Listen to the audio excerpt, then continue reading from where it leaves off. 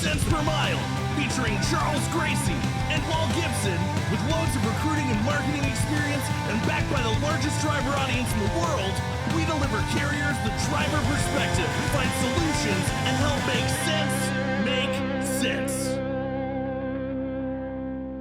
Thank you for tuning in to Cents Per Mile. I'm your host, Charles Gracie. And I'm your co-host, Paul Gibson. What are we talking about today, Charles? If everyone's okay, are we okay? There's a lot to go on and it's happening and to discuss and digest in trucking. So we're going to kind of break it all down. Yeah. Check in with some of our friends, see how everybody's actually doing out there. Because it is wild. Well, what's crazy is if you look at the Instagram feeds, everyone's doing great. But then when you look at the P&Ls, it's not so much the case. Right. Well, everybody's got to look good on LinkedIn right now, just in case the labor market does flunk. But before that, the things that we got to do, that we always do, we are on Spotify, we are on Apple Podcasts, we are on Amazon Music, we are just about everywhere, including YouTube, that you get your podcasts. So if you could like, subscribe, rate, that gives us some more momentum, the more you engage, and helps us to do some cool stuff. You can also go to centspermilepodcast.com. You can suggest a topic to be a guest or even to become a sponsor. Yeah? Do we have a sponsor today, Charles? Yes, Cents Per Mile is powered by CDLLIFE, home of the largest, most engaged driver audience in the world, helping you put your message, your brand, and your offer directly in front of the people that keep America moving. See what they can do at cdllife.com or check out the cool client-facing tech at cdlconnect.io. Wow. You have definitely been doing some ad reads on that radio show. Anyway, it is time. I'm a professional now, Paul. Yeah. All right. I still have the outtakes. So it's time for the news. All right. So it's time for 10-2 News, where we go over some of the most interesting, relevant, or just whatever stories we want from the past couple weeks. And so our first story is from CDLLife.com. Automated platooning semi-trucks achieve 2,700 miles as part of I-70 project, Ohio DOT says. And so they've gone over 2,700 miles. They've done about 50 deliveries, about 50 hours driving in platoon mode. And also it increased fuel efficiency while they were platooning. How do you feel about that? I mean, where do you want me to start? Yeah, I mean, they're getting better, man. I mean, yes. All right. Yes, I understand the need to go down this rabbit hole. Unfortunately, I think it just compounds the problems that drivers are facing today. Because everyone feels like, oh, this is the next step so we can keep, punishing the people here and not giving them the attention and love that they deserve because tech is going to take over. And that's just not the case. Like anyone that's involved in tech knows that this is farther down the line than it appears. It appears to be right here tomorrow, but it's not. And so we still need to focus on the people that make up this industry. And that means we have to make this industry appealing and sexy. I don't know, man. I'm starting to think that... Your job's at risk. Yes. Right. Well, so is yours. So it's just about a lot of things. But I mean, it's one of those things where I think we are at a point where technology is starting to be a little bit more exponential in that realm of things.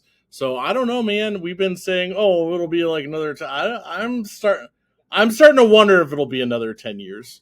I got here's the perspective you need. ChatGPT can do your job. ChatGPT can do part of my job. ChatGPT can write code. You know what ChatGPT can't do? Drive a truck. Yeah. ChatGPT can't do my job, so eat it. My bad. Canva and CapCut. They can't. Not collectively. It's not there yet. My time will absolutely come. But I mean, there are still drivers in the seats of those trucks, just in case. Yeah, but can we discuss that real quick? I know we got other news, but you open the door. Doesn't it feel like the driver in the seat is kind of like the out in case something goes wrong? Like they must have touched something. I mean, and okay. One thing I will say though, that wasn't a Diet Coke placement, I promise. One thing I will say, unless they want to sponsor. So one thing I will say is, could you imagine working somewhere and making fun of another driver and calling him a steering wheel holder? And then you go and then you go work at this company and that guy passes you down the road. It's like full circle. It's like, oh, you're just a steering wheel holder. Well, guess what? I don't have one. So yeah. you are one now. Cool. So the next one is actually an interesting one. If you're a hippie, it's bad. If you are anyone who uses a diesel engine, it's actually pretty cool. So the EPA announces a fix for truckers plagued by speed and power loss caused by diesel exhaust fluid systems. This is long overdue. Yeah. So basically, like starting in 2027, they're going to have to change, like, essentially whenever you do like a regen or anything like that with the DEF, it's not going to be able to slow you down. So they did come out with a list of like their requirements. They'll also do a software update for older trucks. So you get a 15% torque reduction, 30% torque reduction over 4,200 miles or 80 hours. And then once you get to 8,400 miles or 160 hours, you go down to 25 miles per hour. But that's much better than after 4 hours going 5 miles per hour. I think I can. That's pretty much how it felt like when those engines would derate. Well, and I mean, and that's kind of, DEF has always been, ever since that popped up, that was just like another thing. It kind of felt like a cash grab. I would be curious, like, over time, what the actual benefit looked like. We'll just go to California. Yeah. Well, there's a lot of other legislative things out there as far as trucks go.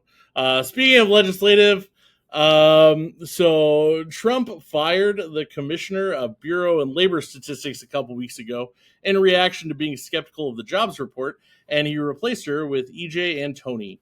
EJ actually said that he would like to start reporting the job numbers quarterly, but then realized how important it was to keep up the monthly cadence. He realized its impact on the financial market and overall state of the U.S. economy and the Federal Reserve's decisions. Yeah. So it was kind of like, hey, we don't need to do this monthly. We can do it quarterly. And he's like, oh, no, people make decisions based on that. Yeah. Listen, I don't like to get into the politics stuff because everyone has their side on all of this, and I like to make everyone happy, faults and all. But regardless of whether you trust the Intel or the U.S. jobs data, you can trust CDL Connect to provide you the accurate information you need to see the state of your recruiting pipeline and help you take the steps needed to stay ahead. See? Did my job. I'm employed. Mark's safe from being fired. Well, and just like, you use the U.S. data job report, to check the economy and future planning, you can use that for your business. And there's actually a paper trail. You can see the whole thing. And so you don't have to worry about whether or not you should be skeptical. Okay, now that we checked the boxes and did our job and like we can phone our boss and say, hey, we did everything. Let's get down to the meat and potatoes. Yeah, there are people out there having a bad and or weird or possibly a great time, and we're going to check in with them. So it's time to... if you're working in the ports in New Jersey or New York right now, you're having a wonderful time. Everyone else is just like embrace the suck mode. Yeah, but it's time to make sense.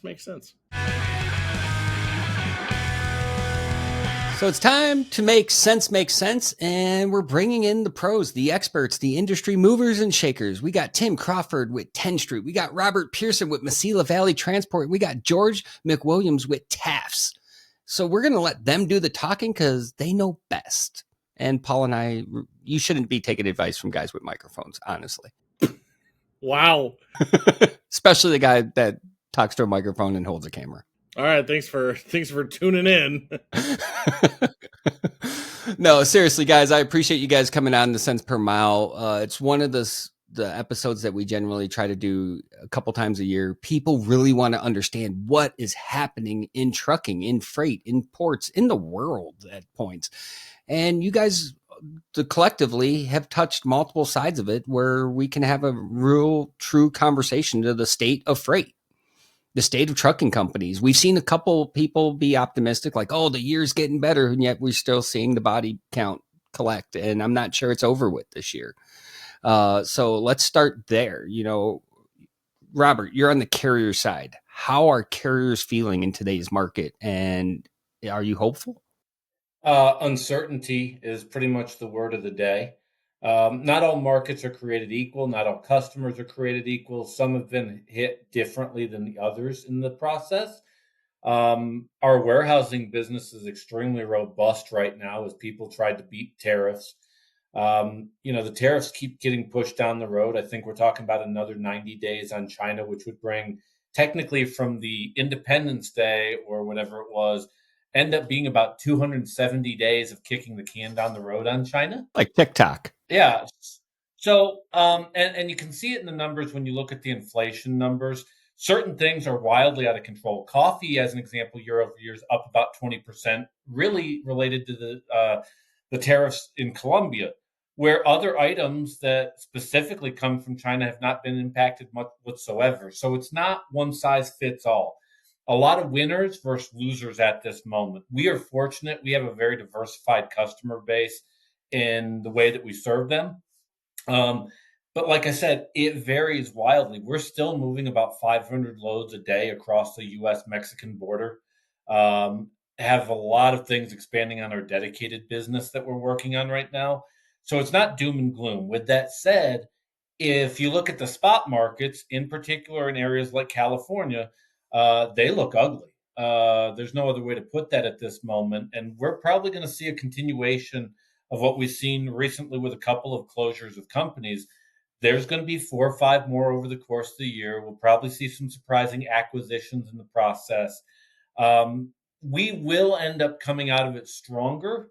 But with that said, the challenge right now is going to be making sure that you run as tight a ship as possible. I tell that to a carrier. I tell that to a professional driver on the road. You don't know if your next week's going to be gangbuster or 6 months from now, you're not really all that happy, but you can set yourself up for when that next boom comes, you're ready for it. So a lot of drivers we've found over the last 2.5, 3 years do a lot more eating in the truck than at the truck stop. That's probably for the best. Have you seen those roller dogs and the calorie counts on them? Oh, absolutely, and the sodium too. So the key thing here is, I don't think it's necessarily the end of the world for most carriers. I think there's a handful of carriers out there that probably already had issues coming into all this, and you can only take so much of a beating for so long before finally the men in suits show up and go, okay, we got to shut it down. And so that's going to be the thing to watch here. We went through this, granted, not over a 2.5 year period, but if you look in 2008 and most of the carriers that closed down at that time, most of them had issues coming into the thing. Most of your companies that survived already ran a pretty tight ship and you used the opportunity to get even more nimble in what they do. It was the time that we heard the term right sizing, where instead of 1,000 trucks, you might have 800, because really that's what your customer base was built for. It's a little harder to do that right now because the market for used equipment's not that great. But those companies that have come into this sloppy aren't being able to hold on much longer, especially with interest rates where they're at. Not a lot of financial strings for them. And so unfortunately, there will be some that go away. But I think most of the big players in this industry, both large as well as small and medium, most of the players, though, that have a good business mind are going to be fine. It's just we're going to have to get through it. Nice. All right, Tim, now you work with your company, Tenstreet, is intricately tied to thousands of other companies. You guys get to hear different perspectives. What's your take on this? Yeah, I mean, I would echo a lot of what Robert, discussed. I mean, what we saw early in the year, before tariffs really came into vogue, right? Early in the year, it was some optimism. The light was at the end of the tunnel. Like, you heard that a lot. And then most of the second quarter, we heard people waiting for the dust to settle. And then what we're hearing now, and there's some seasonality layered on top of it. What we're hearing now is that, hey, we got to move forward, even if the dust isn't going to settle. I don't think people are waiting for, know that business still has to go on. You can't sit on the sidelines forever. Well, you can, but you're not going to have a good time. Exactly. And that said, what we're seeing is a pretty regular occurrence where we're hearing from clients that are like, hey, we're handing the keys back to the bank and we're closing the doors. Man, so I think there's a lot of people that are more exposed to the spot market, that are held on for a really long time and just can't make it any longer. So we're seeing that with some regularity. On the driver side, what's interesting is we're seeing the biggest spread we've ever seen between drivers putting in lead apps versus full apps. By and large, on average, our average client is seeing 5 to 7% fewer lead apps, like guys at the top of their funnel, in July of 25 than they saw in July of 24.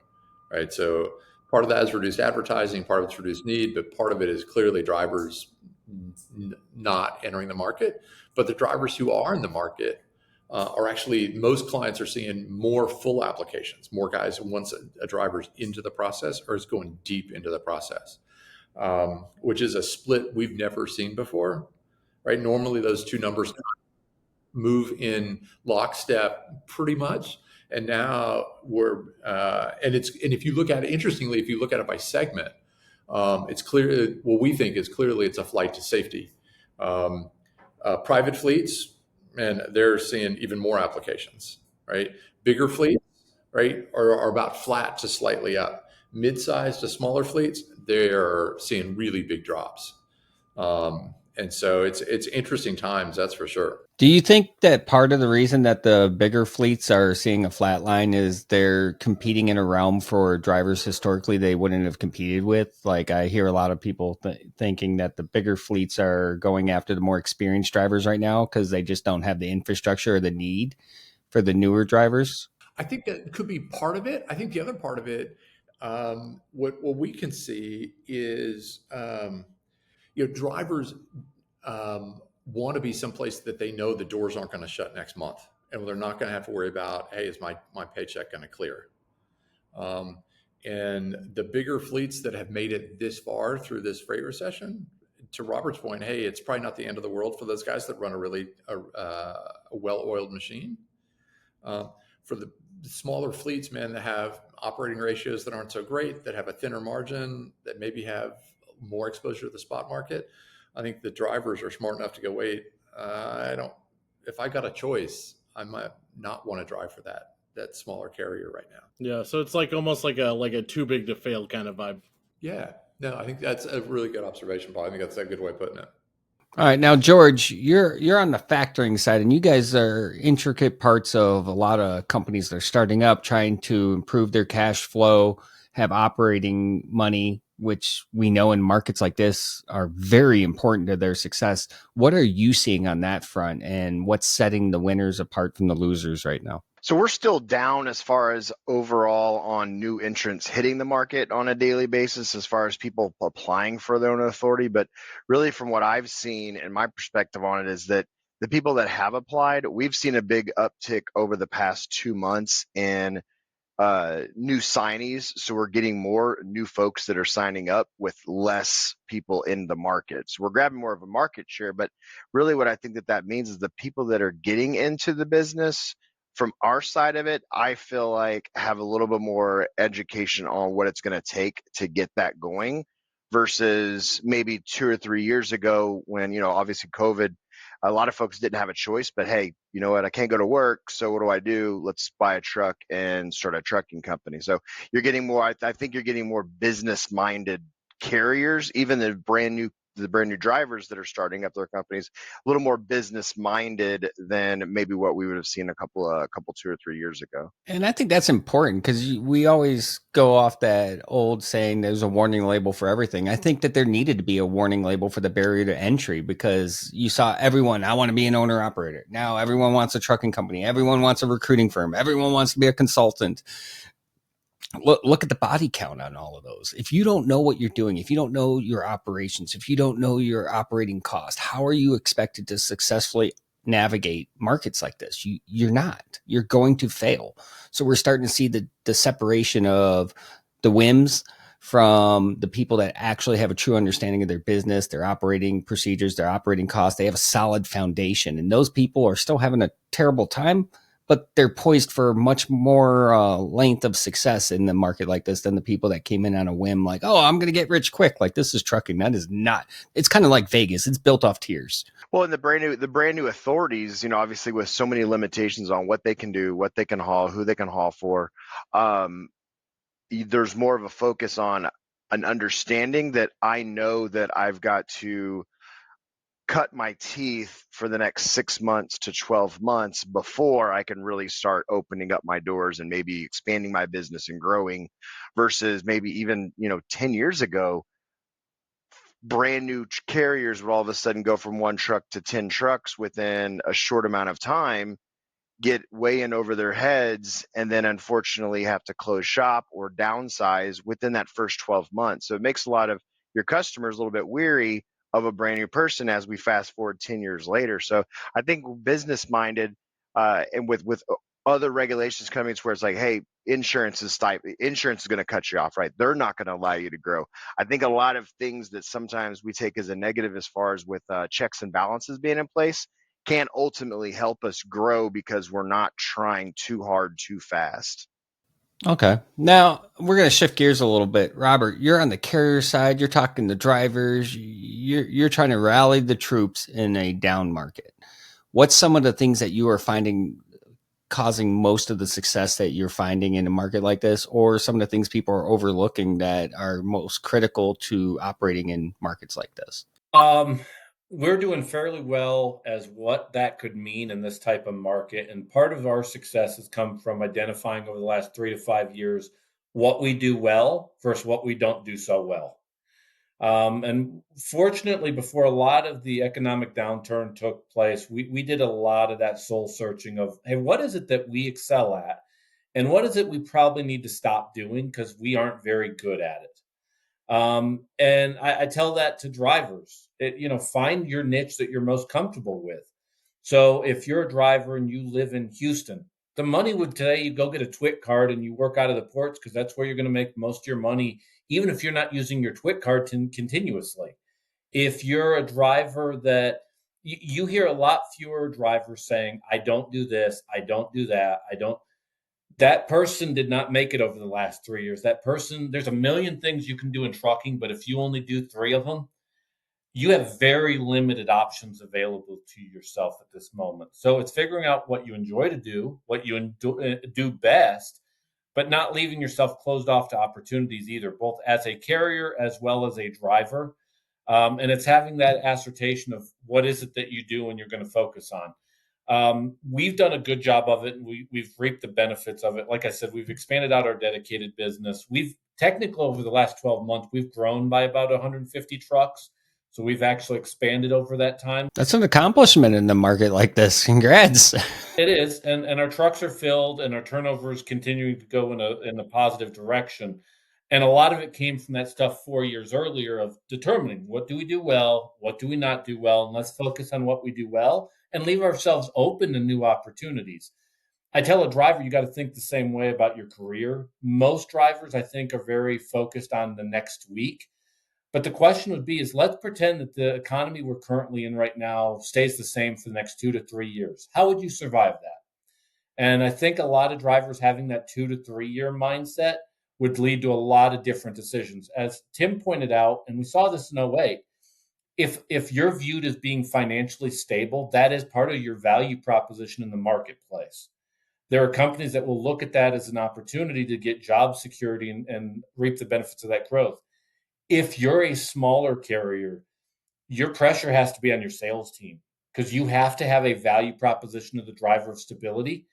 And if you're still running half your freight on the broker boards, you either need to be a relationship expert where those brokers are dependable or something in your back pocket to support them because you're going to have to overcome the fact that you're not a name brand.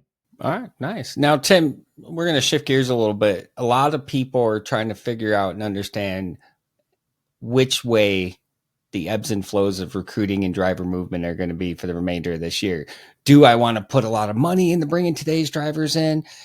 Some people will tell you that the driver pool sucks. It's just like terrible pickings and you got to go through 100 people to find that one diamond. What are you seeing with everything that you have at your fingertips, and what best advice do you have to carriers in markets like this to find success for the remainder of the year? Yeah, I mean, it's interesting. Driver quality is a tough and touchy subject, and it's difficult to quantify, but being data guys, we tried, right?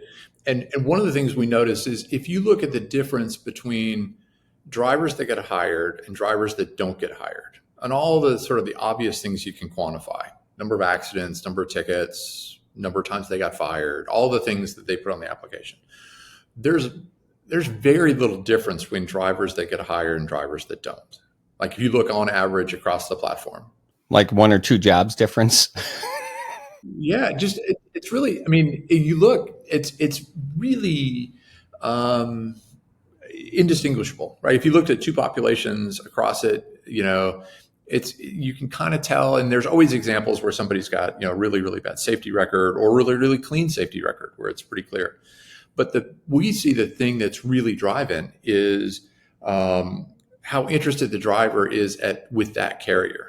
So like communication? Oh, absolutely. Communication, the Robert's point about sort of value proposition to the driver, right? What does the driver think about that carrier is the biggest differentiator, right? If you look overall. Now, once you get into interested drivers that aren't qualified, right? I mean, it's not to say qualifications are unimportant. Clearly they are, but it's not as open and shut as you might think when it comes to driver quality. So what we see the best carriers doing is look, even in a market that's uncertain, and in all likelihood is going to continue to be uncertain for the balance of the year. What we see is carriers essentially sharpening the axe. How do you get better at operating, right? We see a lot of people get under pressure to reduce their advertising spend, recruitment advertising. But they're saying, hey, reduce your spending 30%, but only reduce hiring 20%, which means, you got a 10-point improvement. You got to be able to get more effective. And that only comes from looking at the process and going, okay, how do we work smarter in this environment? And we think it's pretty good advice because at some point, right, the market will turn, right? Eventually that prediction is going to come true. And when it does, the people who have second quarter of next year or the year after, one of the second quarters. Yes, one of them will happen. Another 3 years of next quarter. I'm here for that. But the people that are the most efficient operators are going to be the ones best positioned when freight really does turn around, when it really matters. And to be frank, I think it is more than possible to reduce your spend by 30% and, still ask for 20% of the results. It is possible to sit there and ask for that 10% gap to be made up through efficiency. Oh yeah. I think that's. There's a lot of inefficiencies in trucking. I mean, from touch points to increasing your communication to, relationship building 101 in recruiting is crucial. And it's often fallen to be very transactional. And that's where, so you see certain carriers that focus on that relationship building and they excel. Like I'll use Robert since he's here as an example. I've been part of those conversations with the recruiters and the huddles of building a relationship. Don't just ask about the job. Don't just pitch the job. Know what you're up against. Know what your competition's offering them. Understand the ins and outs of what's in that decision-making process for that driver and become more efficient being a relationship builder. And that naturally shakes down and hits the bottom line and shows. So George, real quick, we got a little bit of time left. For you, I try not to invoke the R word. Nobody wants to talk about 2008 or anything like that. But I mean, you guys being on like the financial end of things, obviously you talked about earlier, people being more business minded, but just overall trends, have you guys noticed anything like financially, what that's kind of been looking like for people? As far as our side goes, we've been on an uptick on a per rates or per invoice markup, I would say, since probably February. I mean, it's not growing leaps and bounds like I think a lot of us thought, okay, it's January 1, everything's changed, everything's different. I mean, I was one of those optimistic people as well, but nobody flat out told me, hey, this is going to be the much better year of everything. No, it's going to be a growing process, but I convinced myself first quarter right out the chute, everything's different. Well, it's not, and this is business, and I do like where we've seen things on a financial spectrum as well as just on a personal spectrum.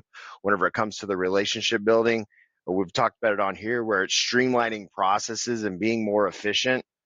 We joke about AI taking jobs, but I think that for the near foreseeable future, maybe till I retire, that these relationships and these partnerships, whether you have it as a recruiter to a driver to the carrier, a factoring company to your carrier, or just George McWilliams and Paul and Charles, these relationships are all going to matter. AI is not going to replace that piece of it.